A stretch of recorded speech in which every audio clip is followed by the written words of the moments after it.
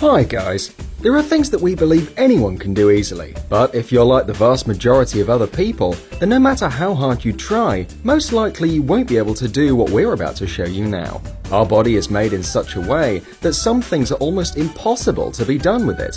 So, here are 9 things that you almost certainly cannot do with your body. But we can teach you a few easy tricks, and you'll be able to do some of them and impress your friends very soon. Let's get it on. Raising one eyebrow. The ability to raise eyebrows is an evolutionary trait. Baboons, mandrills, and cebus monkeys raise their eyebrows in a gesture of threat. Although most of us can't do this trick, it's really easy to learn. Start by keeping one eyebrow down with one hand and holding one up with the other.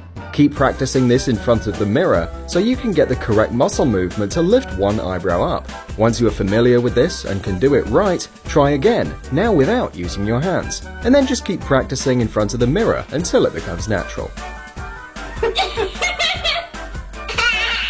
Licking your own elbows. Everyone knows that 99% of the people can't lick their own elbow, and 90% of the people told this immediately tried to do it. Tried to? Okay, moving on. So, despite the statistics, for some people this task is pretty easy. By the way, Guinness World Records get about 5 claims every day from people who think that they are unique just because they can lick their elbows. Wiggling your ears. Not so many people can wiggle their ears, and scientists have just found out why that is. Turns out, unlike other face muscles, ear muscles have their own accessory nucleus, a control area for muscle function in the brainstem.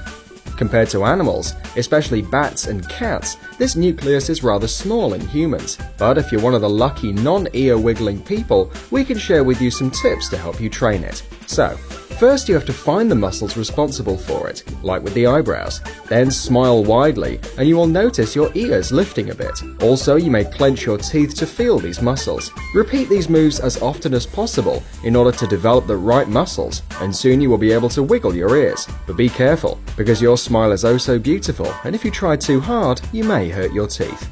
Touching your nose or chin with your tongue. The ability to touch the tip of your nose or a chin with your tongue is a genetic feature. Only a few people, about 10% of the world population, can do this.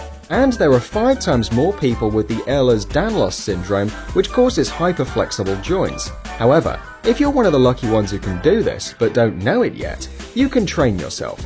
Stretch your tongue, making a point with the tip. Pull your upper lip down over your top row of teeth. Next, using your lower lip to help, bend your tongue up over your upper lip towards your nose. Remember, not everyone can do this, so don't try too hard, or you won't feel very well. Ah yes, also make sure there's no one else around to see you making a fool of yourself. The paralyzed finger trick. Okay, give this one a try. Bend your middle finger like on the screen, and put your hand on the table. Then lift your thumb, index finger, and pinky. No problem, right? Now try the ring finger. Any luck? Yeah, I know. The thing is, the tendons in your fingers are independent of each other, except for the ones in your middle and ring finger. These tendons are connected. So when your middle finger is folded down, you cannot move your ring finger. It feels like your ring finger is paralyzed. Tongue rolling. There was a theory claiming that the ability to tongue roll is a genetic one, and as such determined by having a dominant gene.